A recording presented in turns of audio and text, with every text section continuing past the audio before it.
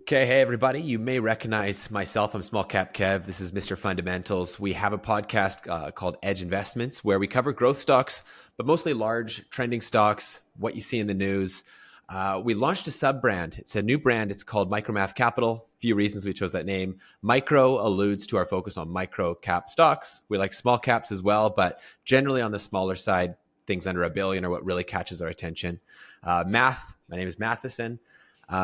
We also really focus on the math, something that's going to be unique about this channel. Very focused on fundamentals. Yes, we love growth stocks, but we like growth stocks that have cash flow wherever possible. We need to see some kind of path to profitability at the very least. We know not all companies at this early stage have profit. We're okay with that, but we want to see companies that have what it takes and are showing us a trend in the right direction. So we're launching this. It's very focused on fundamentals. You'll see that as we go through. But in similarity to our other podcast, we love companies in new, trending, exciting industries. We'll still be talking about AI, semiconductors. We're touching on some of that today. So you will have some themes that you'll recognize. This is Mr. Fundamentals, Declan O'Flaherty. Declan, do you want to tell us a little bit about our investment criteria? What gets us excited about a stock? Yeah, absolutely. So I think the big thing here is just creating a reasonable dialogue around any business that we do discuss. We want to look at both the good and the bad of a company and really get down to those points that we think really determine what makes a good investment. So like you said, Kev, we're honing in on a lot of fundamentals. So whether that is the financial statements and really diving deep into those, but as well as we want to look at the business operations, the competitive advantages, the management team, and even potentially valuation. Ultimately, we're trying to create this fully comprehensive analysis that really looks at everything so that when we do make investment decisions, we have a strong understanding of the businesses we own, and we're also comfortable holding them in the long run. Markets are very uncertain, unstable, and if a stock crashes and you own it, you want to be confident that you're holding something that will be able to recover. And you can only do that if you understand the business well. So that's what we're trying to hone in here. And like you said, we're trying to understand these areas and analyze companies that come from a lot of exciting industries where there's a lot of high growth and even speculation. And hopefully we can give you a more reasonable assessment of these companies so that then you can make more informed investment decisions overall. I think you nailed it. You nailed it with saying reasonable assessment, because these small micro cap and deep into the penny stock territory, these are typically the home of pumpers, purely promotional, all hype all the time, and very little to do with fundamental analysis. The word, revenue, cash flow, net income is often not even brought up. It's more about technology, the size of the market, fluffier stats, if you will. Maybe we'll talk about why we like companies under $1 billion. I mean, my background is as an institutional analyst. I was at RBC, one of the largest asset managers in North America. And we would never touch anything this small. These companies were so small, we'd basically have to buy the entire company for it to be a worth our time, essentially. What we find is that as companies get larger and larger and larger, NVIDIA, for example, these markets start to get more and more efficient because everybody knows everything. There's tons and tons of research. Analysts all over the world looking at the same financial statements, generally drawing the same conclusions, and pretty much everything gets priced in, which makes it incredibly hard to beat the market or have any kind of alpha, any kind of edge whatsoever. We find that is completely different when it comes to small companies. When you're a small cap stock, which is defined as 300 million up to 2 billion, yes, there are analysts who will look at your stock. When you're getting closer to the $2 billion mark, you probably have a lot of analysts covering your stock. When you're closer to 300 million, it's usually very, very light. Maybe a few firms, maybe they're not the ones you recognize. Maybe they're niche firms focused on just that size of the market. But there's just not a whole lot of people looking at these companies because their mandates don't allow them to. When you go below 300 million, when you're really pushing into penny stock territory, which is technically defined as $5 share price and below, then there's next to no analyst research. So we really like this part of the market, generally under $1 billion, because we think it's really inefficient. Everybody does not know everything. There is lots of, there are many layers that you can dig, and you really start to feel like an analyst again. You put in the work and you can find your edge. You can create alpha in these markets. And these, even sometimes just the illiquidity of these names can cause massive pricing inefficiencies. So we love this stuff. We're going to be jumping into a couple of them today. One of them it's a stock that we love, and we're going to have to own this when it has not done well so far. It has come down 30%. Yet we're looking to double down. We like this company fundamentally. Any way you slice it, it's a very attractive business. Hopefully somebody watching this will have their own opinion, because we're here to learn as well. We know what we know, and we know what we don't know. So with that background and a little bit of a segue, let's start talking about Perion Network. Here's a company that's just under $400 million market cap. So this is by definition a small cap stock, but whose revenue was $743 million last year. So that's more than double the market cap. Their profits were $117 million. These are figures you will never find on a large company. So what's the story? Is this a falling blade, or what is it? A falling knife, I think they say. And it looks cheap, but because it is cheap. Or is this truly like a diamond in the rough, something that's undervalued? The retail sentiment is negative for sure. Take a moment to read through Yahoo Finance. People have been burned on this name, and we've been through this before. So we know two things. We know, one, retail investors, no offense, not always right, sometimes, but not always. But we do know that the mob mentality is so powerful on these little stocks. And right now it is very negative. So we're going to get all into the fundamentals. Declan, you found this company. We've been following this for a while now. Do you want to give us a little bit of an introduction? What is Perion? Like, what do they even do for someone who doesn't know the name? Yeah, so they're an ad tech company. Basically, what they're trying to do is create technologies to help advertisers. They're really connecting those advertisers with various suppliers. So you can think of a supplier as any type of platform, whether that's a search engine as well as social media. They also do a lot of physical, like digital outdoor displays. And so ultimately, they're trying to create the most effective solutions for these advertisers so that they can lead to conversions and ultimately buying products there. So the big thing that the market is reacting to a lot right now is they had a strong and very long lasting partnership with Microsoft. I think it lasted over 10 years, and then they renewed their contract back in 2020. But as these new AI solutions have evolved, and similarly, there's this kind of term getting thrown around with these companies called made for advertising websites. And basically what they were doing is trying to optimize for advertisements while kind of hurting the user experience. So that combination of things between ChatGPT as well as cracking down on these made for advertising really hurt them, because Microsoft ultimately decided to step away and kind of exclude a lot of these publishers, including many of them that Perion worked with. And so this is what led to the initial drop off when we were first interested in the business. That at that point in April, the stock fell about 40%. The company came out and said, hey, Microsoft is terminating this contract overall, and the stock fell another 30%. So year to date, it's down about 70% overall. The big thing here, when you're looking at this business, is they have two business segments. One is the search advertising area, where Microsoft was very much a part of, or that platform at least. The other is advertising solutions, which focuses on a lot of digital display advertising. So like I said, they have a DOOH segment, which they acquired through Hivestack. And those are whenever you see outside a lot of those digital displays. And what they can do is kind of geofence you in. So if they know certain consumers are in the area, they can switch up ads and target them more effectively as they come around. And so that's another key area of the business. But they have a lot of these also in CTV. And what they're doing is they've built a very highly diversified business model. And so my thesis anyways is, yes, they're going to face some difficulties in the short run. I think guidance really took a hit for the remainder of 2024. But what I think they're doing well is they have enough of a position where they can make money from different areas. And they also have a strong balance sheet overall, zero debt, a lot of cash. So it's not necessarily like they're in danger per se overall. It's just a matter of they have to prove themselves that they can grow in the long run. Mm-hmm. And that's the name of the game is growth. I mean, if you were to look at the stock, you didn't know any background on it, you just knew the name and you looked at the financials and you looked at the ratios, you'd say this is clearly undervalued. No matter how you slice it, this stock is cheap as can be.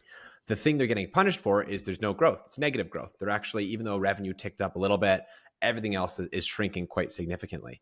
So obviously when you're growing, the faster you grow, the higher multiple the market will give you.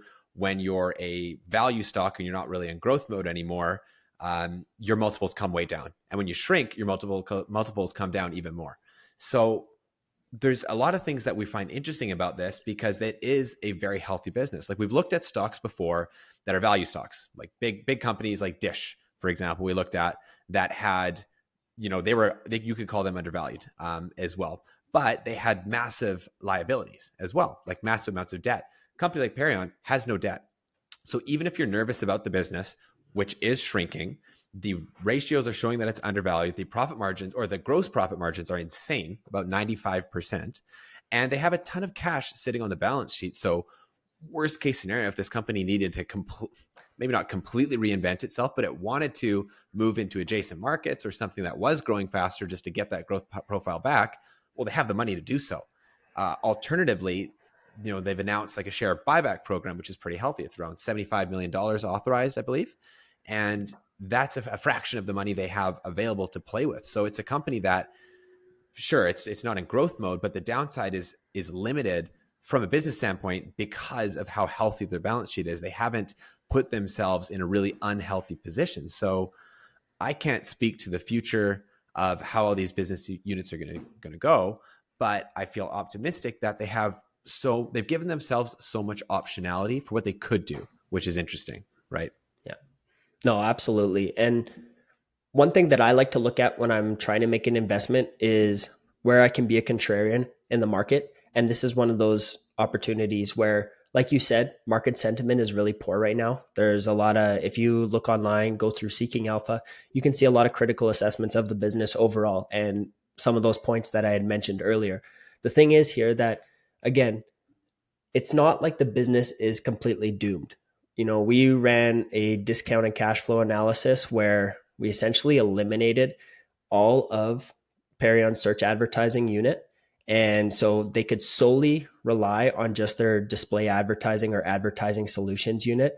And just based on last year alone, where in that business unit alone, they made $398 million. The company's still trading at about a margin of safety of about 30%. And, you're looking at a lot of kind of hypotheticals in that scenario. Anytime you're creating a forecast, you have to be reasonable and conservative in your assessment. So don't take it for what it is per se, but you do want to add those considerations. And like you said, Kev, whether it's price to earnings, price to sales, price to book, all of them look cheap. And on top of that, the company has over $734 million in shareholder equity or book value. And so just that alone speaks to how the company still is very much financially robust and has different growth drivers. It's facing a very difficult time right now, so only time will tell. But I think overall, they're positioned well enough that they'll probably be able to endure this period and hopefully figure out ways to really optimize their business model moving forward so that they don't run into these situations again. So that's kind of where I'm at with it. But I'm curious, is there anything when you were looking at this company that perhaps caused you to have hesitation towards it at all? I mean, to be honest, it's the sentiment of the market. Like as much as you don't want to look at somebody else's thesis or somebody else's, I guess, emotional opinion on it to guide your own opinion, I have seen great companies go down the drain because of such a fiercely negative retail sentiment. So I would say that's something I take a lot more seriously. Investors on Reddit and Yahoo Finance and all that used to be a joke that institutions would laugh at. I think we all know that is a completely different game now. Fund managers they read Reddit forums to understand what the pulse of the market is because they know how powerful that mob mentality can be, especially if it's a fairly illiquid. Wow, weird. Just illiquid, fairly illiquid stock. But something I wanted to point out though, even though retail investors generally seem to have a fairly negative view, the company itself is buying back shares. That's great to see. Obviously, they can afford it. But also some major institutions that are the largest holders of this company have actually all been adding to their position. Like, for example, Herald Insurance Investments and Financial Services Limited. They increased their stake by 18.8% of the first quarter. They now own about $88.6 million worth of stock. Migdal Insurance and Financial Holdings, they grew their shares by 12.8% in the quarter. They own about $71 million of stock. Vanguard, they grew their position a small amount, 1.9%. but they now have $44 million worth of stock. So you're seeing these large institutions have pretty much tied up a massive part of the float, right? Because if you total those together and the company's whatever, 400 million, roughly half, if not more of that is held by institutions that are all increasing their ownership, while the company is also increasing its ownership as well. So it looks like the trading float is going to be getting smaller and smaller and smaller. So you could see this thing in theory whipsaw the opposite direction quickly as the float gets smaller if some good news comes out, right? Like these guys are going to eventually have to show growth. If they're just showing negative quarter after negative quarter, it's going to be really hard for this thing to turn around from a sentiment perspective. But seeing these large institutions make these kind of moves is a good signal to the market of how they're looking at it. You know, in the same breath, I'll say though that major analysts covering it have been having a more negative view. The consensus is a hold right now. Price targets have come down, but so it's tough to balance where this goes. But I mean, it's something that it gives me hope seeing some of these. Yeah, well, like I said, I think this is definitely a major setback in terms of losing Microsoft. Like you can't discount that whatsoever. And I think if the business was dependent on its search advertising unit alone, this would be something you would want to avoid severely. But because of that fact that they've really built up the second part of their business, and there are areas like within DOOH, I think it grew like 25%. And then their CTV area grew like something north of 100% year over year. So there's areas, and to be fair, like they don't make up a massive portion of that revenue quite yet, but it outlines that there's still continual opportunities in this. And the one thing I was going to say is that you just have to ask yourself, like, what is the time horizon of different investors? Because people don't necessarily outline, nor do they necessarily have a definitive time that they're planning to hold this. Is this something they're looking to hold for less than a year? In that case, when you're looking at revenue guidance for 2024, EBITDA guidance for 2024, you're saying, oh no, this is a business that's contracting. This does not look good, right? Probably a sign there. But if you're planning to hold this for 5-10 years plus, and the company continues to solidify these different areas, then I think you're pushing back against that. And if anything, the stock is down 73% this year. So I would ask people who are perhaps looking at it now, maybe if they've never invested in it, or if they chose to invest it before, does it look more attractive at a 73% lower valuation today than it did previously? Or are the concerns in the business too great for you to want to continue or even perhaps start a position in the company? Mm-hmm. Now, something I haven't looked at before is insider trades. So I'd be curious to see what's going on there. That can tell you a lot about a company. I'd say the management, there's an area it's something I haven't spent any time on. When it's a company that is kind of in decline like this, I think management, who they are, what their ownership is, what they're buying is important. So I'd say we'll come back to that. Just haven't had time to look into that. So I'm curious how that is. Obviously, it's one thing to spend the company's money buying stock. For the management to put their own savings into it is different. And I'd be really curious. So maybe next time we come back, next episode, we'll comment on that once we've had a moment to take a look at it. Yeah, absolutely. Well, and just quick point on that actually is, so they have faced recent turnover in their executive team. So something worth paying attention to and noting is that their new CEO joined in, I think 2023, early 2023, if I'm right. But he had been a long time member of the business through its search advertising unit and really like built it up over the years. So this is not somebody new per se, but they are having some turnover in that capacity. And the previous CEO, he retired. So more than anything, this is a time of transition. They're going to need to figure it out and really build this up. And this is, what better test when you're kind of backs against the corner and you have to really prove we are the guys who can make this happen. So it'll be interesting to observe, but I think if anything, it's clear that they understand that the business, or they believe the business to be worth more.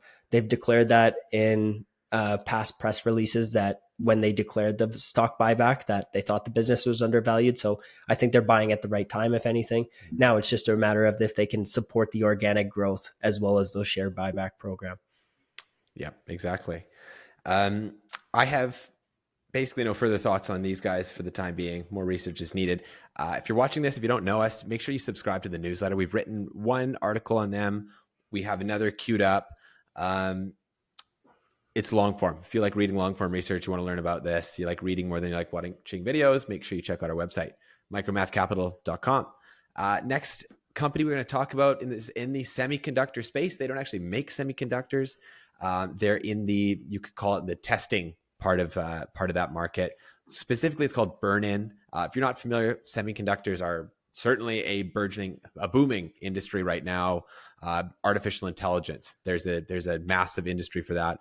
Obviously, what AEHR test system does is when you test a semiconductor, you essentially put it into an environment that simulates running these semiconductors under what would be a normal environment, or even like a more intense environment, just to see, try to find defects, find semiconductors that will fail early. It's as simple as it sounds. They're testing semiconductors, so they're right adjacent to a market that is certainly exploding in growth. They're based in the U.S. There's a big push to get U.S. semiconductor. Oh my God, I can't speak. There's a big push to get U.S. semiconductor manufacturing front and center. So I think they're in the right place at the right time. They don't have the same attractiveness in terms of like from a ratio standpoint, but still very good, still very attractive. Market cap, 445 million, revenue, 140 million, 68 million of that was profit. So certainly exciting. They're growing, their 5-year earnings per share compound annual growth rate is 90%. That's screaming high. Gross margin, 50%, way lower than Perion. I'd say 50% is a good gross margin. You're not a software company. So if you're software, you're expecting, 70, 80, 90%. I'd say if you're in more of a manufacturing or a heavy industry, 50% is perhaps not high, but it's okay. Net profit margin, 22%. That's still attractive. So it's a company we still like. Declan, do you want to go into more about AEHR, what these guys do and why they're interesting?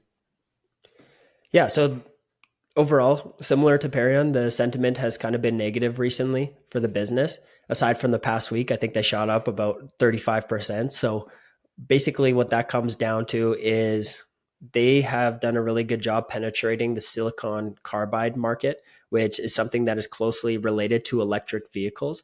And it basically allows these power systems to run a lot more efficiently and just withstand, are much more resilient as well.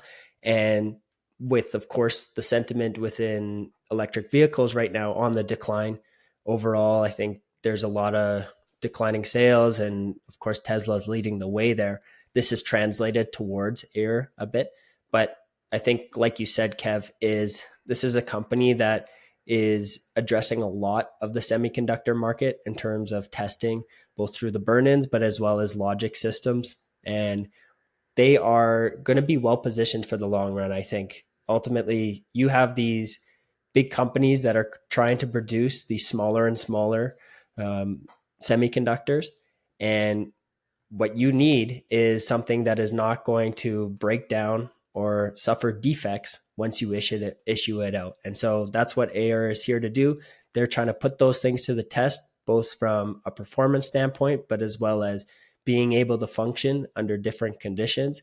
And they are going to allow you to deliver a product that is much higher quality overall. And so I don't see demand declining at all. It seems like a very niche market. Again, they made about $139 million in revenue last year, and they're projecting it to drop quite reasonably for the fiscal year this year to around just north of 65 million. So again, there's certainly questions in the short run, but this is also the time when things are uncomfortable and market sentiment is poorer than usual, where you can usually find these companies for a lot cheaper. And if you're willing to stomach the short-term headwinds and you've done your research, you're well prepared to hold this company over 3 to 5 years, you'll probably end up all right. So it's just a matter of your time horizon and how willing you are to kind of handle that uncertainty in the short run. Yeah, you got to have a stomach for this stuff. I mean, if we're looking for small and micro cap stocks that are considered undervalued, Probably everything we're going to talk about is going to have negative sentiment because you're just not going to find a growthy stock or something in kind of a high-tech industry. You're not going to find anything like that with a reasonable valuation unless something negative has happened. So the question is, like, how negative is it? Something that's going to be short-term? Is it something that the business model is just fundamentally broken now? I think these guys are getting a bit of a 1-2 punch of people are just generally kind of uneasy. Some people are calling it the vibe session. Like apparently there actually isn't a recession by like legal definition, but if you were to survey most people in the United States, they would say that there is. So it's just the vibe of the country. And you could say the same thing up here in Canada, just a negative view. People are nervous. Interest rates have just sucked money out of people's bank accounts with mortgage payments going up so high. There's just not a lot of capital left from retail investors for speculative investments. Institutions, perhaps that's a different story, but at the same time, then the second part of that punch is electric vehicles. If they have that as a big focus, I think people are also starting to price in a new president who won't be as favorable towards electric vehicles. I think they're probably expecting that it's probably going to have continued suffering in the industry. Honestly, I wouldn't be surprised. I think just given that, if government's not going to support it as much, if people don't have the same cash flow they used to have, electric vehicles are expensive. There's definitely going to be a core, probably a very large cohort of people still willing to buy them and still can afford it. But I just think the wind is no longer, in the sails of that industry, so to speak.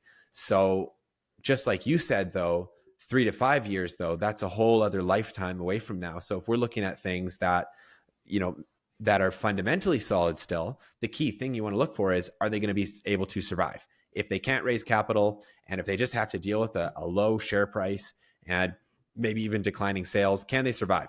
So we're looking at things like, that's why we like companies with no debt so much. This company has no debt. So they don't have that hanging over their head. So even though interest rates are elevated, that doesn't affect them. They still have revenue. They're still profitable. So they're able to survive if they even had to just, I don't want to say go into hibernation mode, but if they did need to scale back their ambitions for a time, they could. So I'd say bankruptcy risk is not front and center. And sometimes that's the most important thing, is just surviving until sentiment improves. And along the way, we can theoretically acquire shares at a much cheaper price than we would be able to otherwise, right? Yeah. No, you nailed it. That's what we're really in this period right now, is nobody knows where the market's going. It could go up, could go down. The economy is still uncertain, and that's both domestically and internationally. And so when you have all these questions looming, those places where you can have the most confidence is in those businesses that are generating organic capital. They're making it on their own. Sure, maybe margins might be compressed, especially if the tough times get rolling. But because of that reason that they're still positive that way. And then on top of that, they have no debt and interest-bearing expenses that could compound over time. They're in the best position they can be for the time being.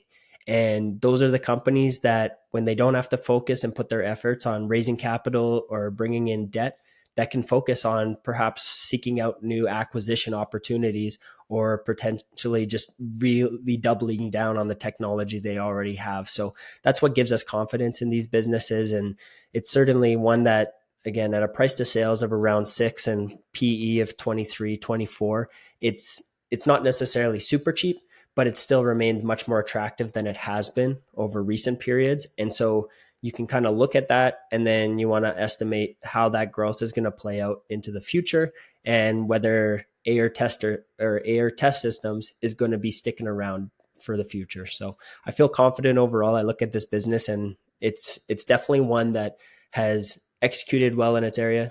Now we just have to see if they can really overcome these short-term headwinds. Let's talk about dynaCERT. So here's a company, if you followed the channel, I've interviewed their CEO before. Very well-spoken guy, very interesting technology. I have a decent amount of knowledge of hydrogen. 92 million market cap. We're going straight into penny stock territory here. This would be the most high risk on the pod, but this is something that, first disclaimer, we own a bunch of shares. Second off, we are happy we own a bunch of shares because this stock has been rocketing. I don't know where it's landed, but we were in the private placement around 15 cents. It shot up to around 27. It settled in, depending when you look at this, 21, 22 cents. Volume has absolutely taken off as well. This was not a high volume stock. It was fairly illiquid. A couple 100,000 shares a day was about average. We were seeing days with 3 million shares traded. Clearly, there's some excitement about this. It's just been beaten up. It was $1. Now it's around 20 cents. They talk a lot about carbon credits. I'll get into that maybe to give you a quick little background.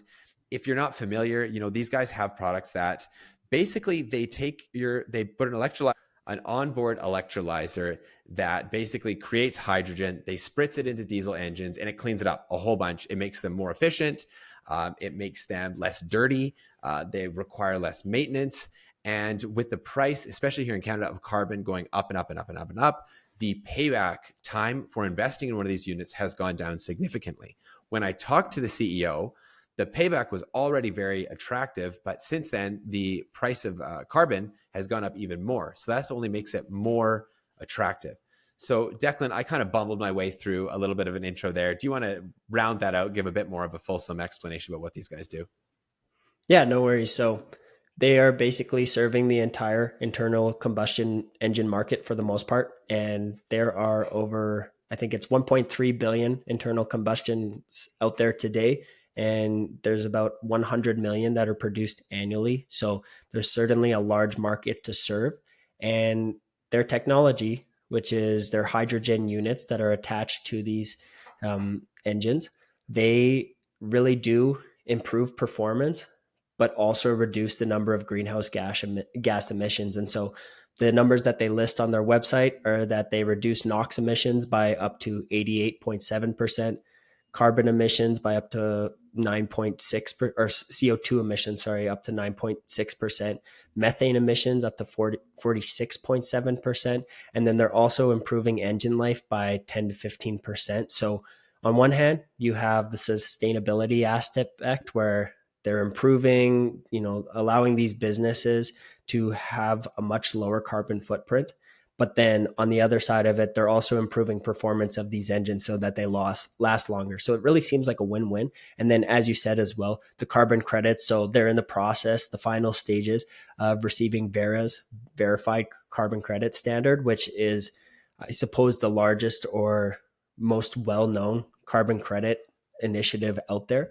And so once gaining approval, they can basically pass on some of the earnings towards their customers so that they're bringing in an additional source of income by reducing the amount of carbon emissions that they produce. So it seems like from all angles, very positive for the customer. And that's what I think is really attractive about this company is there's, a lot of different initiatives out there trying to target sustainable energy. And, we went through this phase of ESG hype and greenwashing and all these different things. But I think when it comes to dynaCERT, they're producing real tangible results for their customers that speaks volumes to the business, the technology that they've created, and what they're trying to position themselves for the future.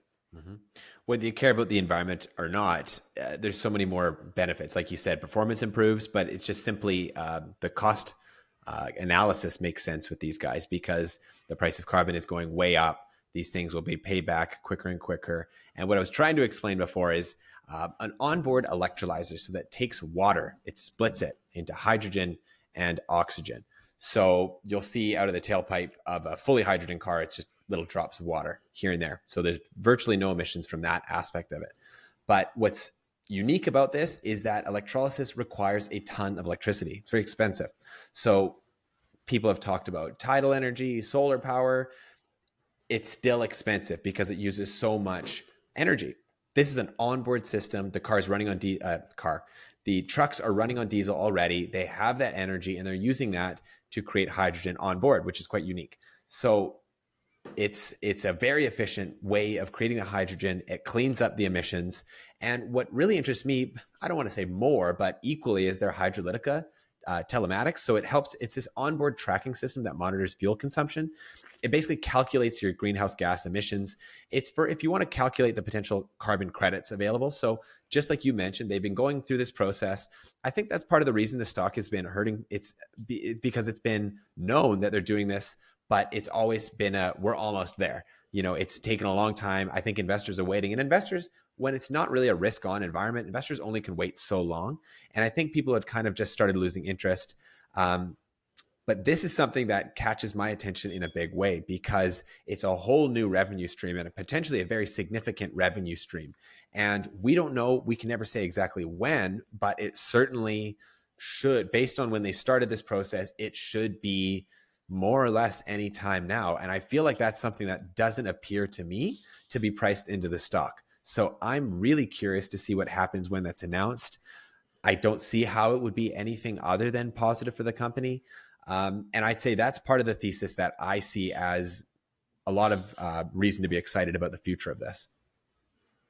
No, absolutely. And when you're analyzing companies of this size, what I like to look at is I want to find various catalysts that are coming in the near term that will really help drive that growth and just overall improve the fundamentals of the business, as well as the company showing positive signs of productivity. And so Dinosur recently announced that they had added a pretty big sale of their hydrogen units. They sold over 103 units to this Simply Green distributors. And they've had continual efforts where they've been adding on new customers. And so these are the things that in the short run, you're not really going to see these numbers translate directly to the balance sheet or the income statement.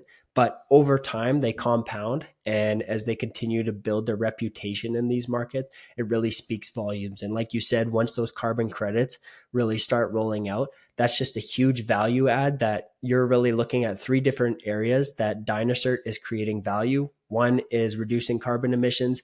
Two is improving engine performance. And then three is adding an additional source of revenue through those carbon credits. So there's certainly a lot of things lined up well for this business. And if they continue to execute, they just raised more cash and capital. So now they're even positioned better financially. And they continue to do these things over the long run, they should be doing well. Yeah, I was just going to mention raising cash too. When you're a micro cap company, ability to finance is critical. Well, if you're a money losing company of any size, it's critical. But when you're in a risk off environment and you're a small illiquid company, that is really hard to raise capital. So I tip my hat to any CEO who's able to do that. They just brought in $3 million. That is significant. We're in that financing as well. Our corporation's on the balance sheet. So we're rowing in the same boat. We're excited about this. We just need to see some progress, but the business makes sense as it is now. It'll make a lot more sense with carbon credits. So I'm excited to keep an eye on this. It's always my first stock I check in the morning, dya.to, and it will stay that way for the foreseeable. Any final thoughts on these guys, Deck? No, I think you nailed it, Kev. This is an exciting area and they have a lot of things lined up for them. So I'll be watching them closely just like you and seeing how they continue to execute. And I'm excited to see these new developments as they come. You got it. And guys, if you haven't watched the video yet, go check it out where I interview the CEO. He gives a great explanation of the company, the payback time, why an operator would want to buy their systems. It's really, really well done. And I always enjoy talking to him. The guy is a wealth of knowledge. And meeting the CEO is pretty much number one when it comes to small companies in the venture space. The operator is the key to success. Let's leave it there. This was a good episode 1 from Small Cap Kev and Mr. Fundamentals. We'll see you guys on second episode. Thanks for tuning in.